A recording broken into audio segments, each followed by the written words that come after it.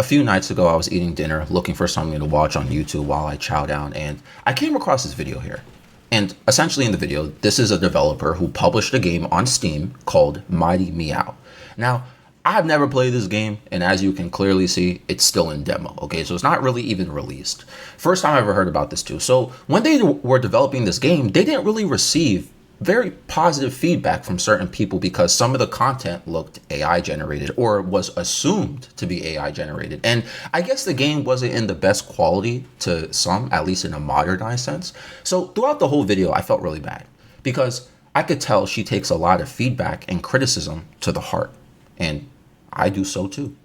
I personally am very sensitive when I put a lot of time into something and the feedback I'm getting isn't what I expected or it's misunderstood, especially if I'm happy with what I did. And throughout the video, the way she speaks about herself in certain moments or heavily judges the outcome of the feedback she got, it was very critical. You know, like, look, I've always been a solo developer. I don't really like working with people unless they're passionate and efficient in their work. There's a saying that always pops into my head, and I always think it's true. Nobody cares about your business as much as you do. I always feel that way. I don't know why. It's just like, even when I see people showing signs that they care almost as much as I just don't believe them. You know what I'm saying? This applies to anything in life. I like having teammates. I like sometimes working with people, but if they're lazy, you know what? I will do everything by myself and not feel bad about it. I'm that kid who you get assigned to in a school project who doesn't communicate with the group and leaves everyone else behind because, you know, you guys are not on top of the project. And then when it's time to present or submit your project to the teacher or whatever, I got everything done and mine looks completely different than everyone else in the group.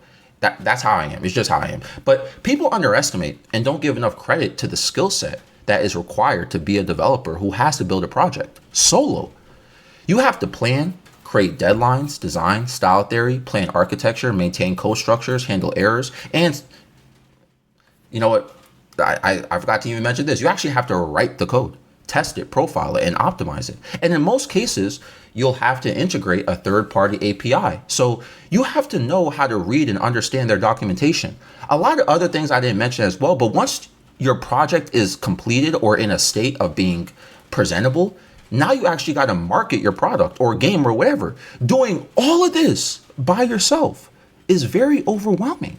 And it's genuinely impressive when someone is able to be a director, actor, editor, composer, marketer, and developer all at once. So like the developer I referenced in the beginning of the video, they're doing this alone. The issue with AI occurred because they ended up wasting money on hiring somebody and then decided to just generate an AI image and some content for themselves. And then they made modifications to it again themselves. But you know, I understand how this person feels because they hired an artist to do something for them. But like, you know, this is what I was talking about. Like, nobody cares about your business or has the same vision as you do when you build something by yourself. Like, this is the problem with like asking for help. Like, people just don't see it like you see it, you know? And that's like my concern with like hiring people as well to like do certain things. Like, I don't know if I could, like, it's worth the money, bro. And even if I tell you to like make certain adjustments, it's just not it, you know? Like, I remember when I was working on music really actively, like I couldn't work with certain engineers because I could tell they just don't like how I pictured the song to be, how I pictured it to sound. Some of these people are just like I could just tell you're just here to do a job. You know what I'm saying? You're just here to mix and master the music, but you're not really like, you know, some like, you get what I'm saying? It's, I could tell like some people are just not into it or just don't see the vision, right? And basically going back to this project here about the Mighty Meow, like she used an AI image and then made modifications to it, but her whole project itself wasn't really AI. But unfortunately, people recognized the AI that was in one of the images, and that was like a big negative response. And so people assumed the whole project was mostly AI. And I understand the criticism because as I'm recording this video, at least, AI is just not good enough to make art. I mean, it's, you know, I'll say it's decent at the low point. It's like low decent art. You know what I'm saying? It can still make art. It's just low decent art. And the point I want to make in the end is that when you decide to take on a project by yourself, right? Even when you outreach for help at times, you have to understand that you're wearing every badge and every role, every hat. Try not to be so hard on yourself for making mistakes or trying to get help. When people criticize something you built, I get how you feel like you're being Like they're being critical of your decisions. Because sometimes when people criticize your work, it feels like they're critiquing you as a human being. They don't even care about your code at this point, or the design, or the story, or the game at this point. They're judgmental about your choices. Since you're the designer, writer, tester, coder, and marketer, every piece of feedback will hit you 10 times harder when you're the only person behind the curtain. And again, this applies to any topic. This can apply to those who make music, who make YouTube videos, who do anything alone. If you do mostly or do everything by yourself, it's hard to not take it deeper than what it is. And as someone who always does things solo, I make so many mistakes all the time. And I'm not even like, I make so many mistakes. Like even I'll write code and I'll test it and the code works. I'll profile it and everything. The code works. And next thing you know, I hand it off to a customer or a client and it doesn't work for them. And it's like, I'm bugging out. Like, what the heck? And sometimes I've even seen customers judge my character or make assumptions about who I am as a person just because I made a certain architectural design choice, or because there's like a bug in the code that worked for me, but now it's you discovered a bug, like, what I'm saying? And I coded something a specific way, and it's like, okay, well, we're just going to judge his character instead. It has nothing to do with the project. I don't even care about the code anymore. Let's just judge him. You know what I'm saying? It feels like me as a human being is under a microscope, yet they don't see everything else that went into it. They don't know that I tested it. They don't know what it took me to actually make this. And people on the outside will never fully understand what it takes to carry a whole project or creation you make on your back, even if it could be better, right? Because there always could be improvements with something. Everything could be better, but nothing is ever perfect. I don't want people to feel like because they worked on something and it didn't get the feedback they wanted, it's a failure or it's a bigger issue than what it is. You compromised with using AI art for something. Okay, whatever.